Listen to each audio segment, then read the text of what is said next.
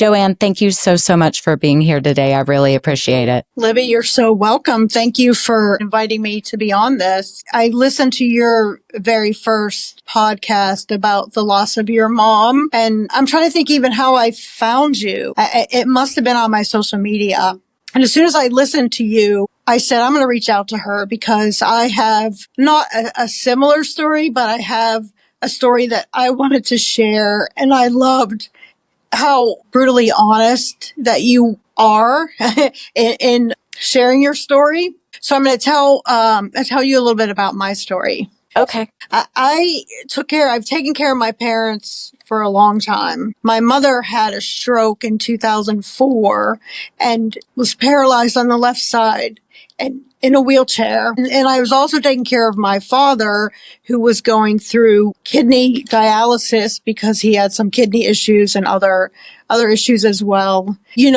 Losing my father in 2015 was really hard because I watched it through my mother losing her husband of 66 years. And, in the letter that you read that you wrote to your mother, you were saying, Mom, don't leave me. And my dad, that's what he said. That's what my mother said to my father when he was dying. And his name was Paul. And she said, Paul, don't leave me. And so at his funeral, because I'm a writer, I'm a journalist with a newspaper here in Pittsburgh, I wrote a short note to my father, and I handed that note to the funeral director, who tucked it into his pocket near his heart. And it basically said that I would take care of Evelyn, my mother, his wife. And I made that promise. And I had never really told anyone about that note. During the pandemic 5 years ago, my mother was in a nursing home. And she had been in a nursing home for 4 years prior to that. And I had visited her in that nursing home every day. And a lot of times I would stay overnight with her because she was in the wheelchair and I was nervous if she needed to get to the bathroom. I wanted to be there for her. So 2 weeks before the nursing home was going to shut down because of the pandemic, the director of nursing came to me and said, we're going to let you stay in this nursing home with her because we see you here every day with her, but you can't leave. And I immediately said, I'm in. So I moved into the nursing home on March 13th, 2020. So that will be 5 years coming up next week. And, it was supposed to be for 2 weeks because the world was going to shut down for 2 weeks and then everything was going to be okay. Well, we all have our COVID stories where it was not okay. And 2 weeks turned into a month. Into that second month, I had noticed some things with my mom health-wise, and it wasn't the COVID. The nursing home did an amazing job of keeping COVID out of there. But my mom was diagnosed with an aggressive form of breast cancer. And, we couldn't get out for treatments. She was 93 at the time, and we were going to go to the hospital just to have her checked out. And, the hospital called and said, you can't bring a 93-year-old woman into the hospital because we don't know about this COVID thing. Like, that would have been worse for her. So, which I understood. And, there were a lot of people that didn't get medical care during that time because you don't want to come into a hospital because you didn't know how tough this COVID was and how we knew it was contagious, obviously, with so many people dying from it. So as I spent days with her in that nursing home, she started to get weaker. They're just, the cancer was just so aggressive. She passed away on June 5th, 2020. So that was the 84 days I had stayed in that nursing home with her. People are afraid of nursing homes, but to me, it didn't bother me because I was with her. And I never really thought that, I'm in this nursing home and this virus can come through here and a lot of people could die from it because it was happening in a lot of nursing homes. But I never thought of it because I wanted to be with her. The last night, I hadn't packed up anything from her room and the director of nursing said, you can stay if you want one more night or come back tomorrow and we'll pack everything up because they wouldn't let me back in, obviously, because of the pandemic. So I said, I'll stay. So I slept in her bed that last night by myself. I know what it feels like now to be in a nursing home where no one visits you and what that feels like. So as hard as it was to do, I'm glad I did it and experienced it. And, I've used this line before, which it's not mine. I don't even know who it belongs to, but she was there when I took my first breath and I was there when she took her last. And that's what it's about in life. And I get that promise to my dad. And so at her funeral, I wrote her a note as well. Not as long as your note, but I wanted to say a couple things to her as well. So, as a writer, it helped me. And I'm sure, for you, it helped you to write those words down as well. You said you were glad that you were in the nursing home. And that's 100% valid. Did you feel any anticipatory grief while you were there, or were you just trying to stay present with your mom? Well, you know what? That's an interesting question, because there are people that ask me, like, after the fact, like, did you ever feel like I'm never going to make it through this? Or did you ever feel like, yeah, I need to leave? No. I mean, I think it's one of those things, like, while you're going through it, you do it. You're just there, you're doing it, because first of all, she needed care. So I was taking care of her every day. So getting her up, getting her a shower, getting her dressed. They would bring the breakfast, but, so I had some things that I was doing with her. And, we watched some of our favorite shows together. The Golden Girls was one of our favorite shows. Watched a lot of reruns of that. And we're sports fans. So they were playing a lot of the Pirates World Series from years ago, the 1979 World Series. So we watched that. And, we got time, to talk about a lot of things. So no, I didn't really think that while I was in there. I mean, after I look back and, there were some rough days. I had mentioned I'm a reporter for a newspaper, and early on, one of my editors said, "Are you writing all this down? I mean, you might want to write a story about this." And so I kept a journal, and I go back and, read some of those journal entries, and there's some pain there, but I kind of just put it to the side and made it, because I probably would have not made it in their 85 days if I let it get to me while I was in there. After your mom passed and you left the nursing home, was the pandemic still in full swing? Yes. And what's interesting is, so I was out for a week, planning her funeral. I have 4 siblings, but they all live out of state. So they came in for the funeral, but a lot of the planning was on myself, and my husband helped out with a lot of that. And then the president of the newspaper wanted me to quarantine again, just because I had been in a nursing home, and you can get other things, not even if you don't get COVID, there were other types of things you could get from a nursing home. So I then quarantined for 21 more days. And I was working while I was doing it, but that was hard too, because I was grieving, and it was beautiful out because it was June and July, but I didn't care to go out. Like that was probably tougher, because while I was in the nursing home, I was doing things, even though bad things were happening, Yeah, I was wondering about if the pandemic was still going on, because I know in my experience, I wanted to be alone, but I didn't have to be if I didn't want to. But in your experience, you had to be. Correct. Do you think it made your grief more heightened at the beginning, or? I think it did make it more heightened, and it let me experience it, because there weren't all these other things that I was experiencing. I mean, people were reaching out to me, obviously, via text and email and messages on social media. When I was with my mom, we were in a 250 square foot room for pretty much those 85 days. And then in my house, even though I have multiple levels, I pretty much was in the bedroom, because that's where my computer is set up when I write stories at home. And so once again, I'm in this confined area. And I mean, I could have gone out for a walk, but I didn't even do that. Like I didn't want to do it.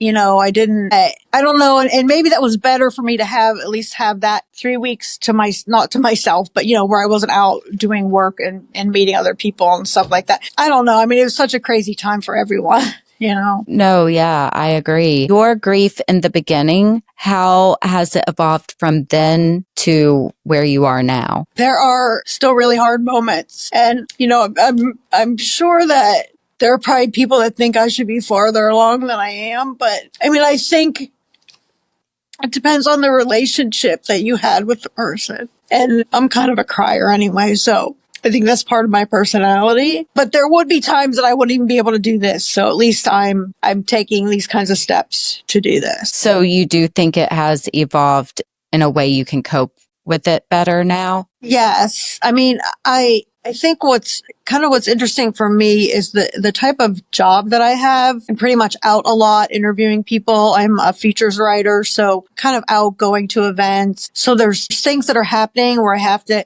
get up and get dressed and go out there and meet people. So I think that's helped versus if I had, a desk job and I just be like, okay, I'm going to just sit at this desk all day and not do anything. Mm-hmm. I agree with that too. Have you found any challenges in your grief that you had to overcome or you still are trying to overcome or live with? I think what's challenging to me is like trying to get the message across to people who still have their parents. Like, did you call them today? Like, are you doing something with them this weekend? And I think, I was probably like that too. I mean, it's one of those things like you don't think about it till you don't have it. And I don't want to be this person like I'm telling people what to do, because I never want anyone to do that for me. But I think that's challenging. Quick break real quick to just say that I really, really hope you are enjoying this episode. And if you are, please make sure to like, comment, and subscribe below so you can start seeing more of these wonderful episodes that will be out every Friday. Thank you. And I think, and you mentioned this when I listened to you, sometimes it makes other people uncomfortable to talk about the person. But I don't want to talk about my mom, so let's talk about her, And yeah, I'm going to cry, but either way, I'm going to cry, even if we don't talk about her. So let's do it. So piggybacking off that, what's your favorite memory of your mom? One is what she always talked about, which I don't remember this because I was younger, but I was probably 4 or 5. And this was back when people would hang clothes in the backyard, They didn't have dryers back then. So I would follow her around the backyard as she was like hanging clothes, and I would just be talking a mile a minute. Like she would just be like, I'm hanging these clothes, and wherever I went, you were just talking. Like she's like, half the time I didn't even know what you were talking about, but that. So that was a moment that she talked about that a lot, and we did a lot of things together. Like she was a big baseball fan, so we went to lots of baseball games here. For the Pittsburgh Pirates, and she loved to go to baseball games. And she also loved the casino. So we used to go to the casino and, have lunch and have the afternoon out. And then we had a favorite restaurant that we went to. It's called Big Jim's, and they don't have a wheelchair ramp out front. So we would come in through the kitchen. And so she loved being able to see the kitchen, the inner workings of the kitchen. And they treated us really well there. So those are some cool memories that I have. What would you say out of the time you've been experiencing your grief, what is the most unexpected thing that has happened because of it that you weren't expecting? Like I had a lot of anger and I was jealous of my friends with their mothers, and I wasn't expecting that. I'm trying to think. That's a good question. Yeah, I feel a little bit of that. But more from like, okay, you're going to lunch with your mom. I want to come too.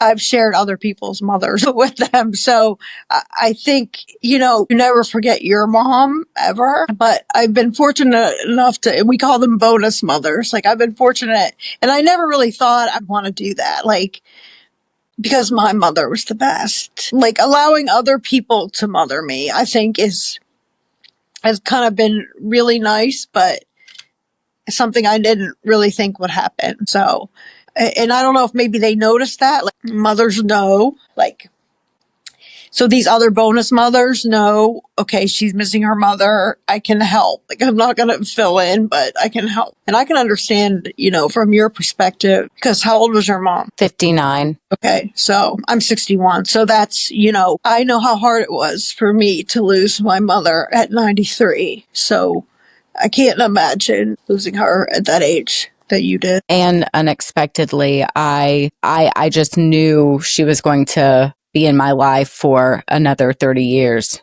and I woke up. Because, people are living longer. There's a lot more things medically they can do that's not as invasive and types of surgeries and things like that. So yeah, that's valid for sure. Yeah, that was definitely hard. And I had to reevaluate everything because everything I thought was true, like it just really messed with my belief system because that was like a part of my belief system. Like Yeah. I was a huge like manifester and all the things. And I was manifesting like my mom taking care of my children and being sober and like living in a guest house, like Right. on the property. Right. And I just knew all that was going to happen. And it is not now. So that was very, very, and still is really hard. And that's one of the tough things about life. Like we don't get to control that as much as we want to, or we think something's going to happen. There are some things that are just out of our control. I do agree with that. But I also, and I said this the day my mom died, that I didn't feel like she was learning the lesson she was supposed to. I do feel like if you just decide to stop learning whatever you're put here to learn, right? If you decide, no, I'm not going to learn that, right? There's no like reason for you to be here anymore if you're not learning what you're supposed to. And I said that day, and I still do kind of believe it. But I also think me and her were not learning what we were supposed to, or what we could have from each other. I don't think we have a choice, but then I'm like, life's a game. You kind of do, but not really. Right. I mean, you do on some things. Yes. But yeah. And I think, anytime you lose someone, it's so hard. But when it's unexpected, that's like another layer of grief. Like I knew it was happening. I knew for a couple weeks it was happening. Same with my dad. I knew for at least a week, 2 weeks it was like I'm not saying that's easier, but no, what you went through is different. There's another layer to it. The emotions are just different, but they're all like the same level of valid. Sure. Yeah. Her number was also blocked when she died. So I will have to live with that my whole life. So I have like a lot of regret and guilt about how our relationship ended. Yeah. And that's tough. I mean, that's one thing that so many people told me, like, you won't have any regrets. Like, right. But you know what? You got to be kind to yourself. And we're going to therapy for it because I was just trying to protect myself. Right. She was my mom was an alcoholic and she had started drinking again. And so I was just trying to protect myself. I wasn't trying to hurt her. Right. Oh, sure. And and it's been hard for like my human brain to comprehend the fact that she has moved on from that. She's not upset about it, but because I'm still upset about it, I think she's still hurting over it, but she's not. How has grief changed you? I think it's made me more empathetic to what other people are going through. I think, it's made me realize, like, not that I didn't realize what my priorities were before. I mean, I left everything to live in a nursing home. So yeah, that I did. But, I think about things now, like, do I really want to do that thing? What's a better thing for me to do with my life? Because we all only have so much time. We don't know how much time we have left. So I think that's part of it. And really, I'm not the type to like take things for granted, but I think now I really don't take things for granted. I love that. What's the biggest lesson you've learned from your grief? Biggest lesson? It's a good question. I would say to go with my heart. Like, if I have a down day, it's okay. If I want to cry, it's okay. And how you mentioned, sometimes you don't feel right if you're going and doing a fun thing or being happy, but that's okay too. That you have to take some Libby time, or some Joanne time, or, I like to shop. And sometimes I'll just be like, you know what? I'm just going to stop in that store, even if I don't buy anything, I think that's okay. And that's okay, or, I have 50 million hats, but I need a new one. So I'm going to go look for a new hat, because that's me, and that gives you that moment in time where you're not crying or you're not or you're not grieving. And I think you need those times too. Have you had any experiences where you have felt like your mom has given you like any signs or anything like that? Definitely certain songs come on and I think of her. Still go to church every week where I used to take her. You know, they say about the cardinals, like if you see a cardinal that's coming back to see you, find a dime or a penny, you know, on the ground, you know, and I've found some of those things. I don't know if I think that's her, but she used to make homemade pasta every week. So occasionally I will do that. And so I kind of feel her there with me making that. I love that. What would Joanne now tell Joanne that was very early in her grief? You're stronger than you think you are. And, you know, my mother, Evelyn would want you to be happy and to do things and you know, to not forget her, obviously, but because I still have a lot of life left. So I would say that. There are days you don't think that. What advice do you have for people early in their grief journeys? You know how people do say, like, take it one day at a time? At first I was like, I don't know about that, but I agree with that. Like, it doesn't necessarily have to be one day at a time, but take it in small increments, because when you think of anything that you have to do and you're thinking of the next 365 days, how am I going to, you know, that's just overwhelming for anything that you try to do in life. And I think, you know, just start with the small things, like try to get yourself out of bed, you know, try to get dressed, you know, take a shower, get dressed, get outside, go for a walk, do something that makes you happy, you know, reconnect with someone that maybe you hadn't heard from in a while, you know, send that text message, you know, go out to lunch with a coworker or something like that. Like, I think you need those little things, because the little things add up, and, you know, you can't, I don't know. It's kind of like if you look at a big pie and someone's like, you got to eat that whole pie. You're like, there's no way I'm going to eat that whole pie. But if you slice it into small sections, you're like, okay, I'm going to have a slice today, and then I'll have another slice tomorrow. And you know, that's the way that you get through a lot of things in life. Like, don't look at the whole thing, because it can be too overwhelming. Joanne, you have a book. I do. Can you share your book and talk about your book? Sure. My book is called A Daughter's Promise. And as we talked about earlier, I am a journalist. And so while I was in the nursing home with my mom, as I said, one of the editors said, you should be writing these things down. So I kept a journal while I was in there and took photos and videos. When I left the nursing home, one of the editors had said, you know, let's do a story about your time in there. And I was like, I don't know. I mean, obviously I was an emotional roller coaster at that point. COVID was still going on. You know, I'm quarantining at home. There's just so many things going through my head. But long story short, I did write a story for the Tribune Review, who I work for. And that story won a National Edward R. Murrow Award. I got to go to New York with my husband, and I got a beautiful award.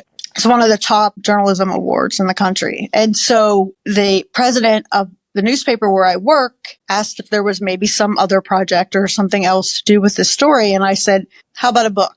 And so long story short, she had talked to one of the editors. They came to me. They said, let's try this book. So the book is sort of an extension of the story. So not just my time in the nursing home, my time growing up, some history about my mother and her life, and then what my life is like now without her. And so it came out at the end of 2023. So it's been out a little over a year now. And it's available on Amazon and also on bookbaby.com.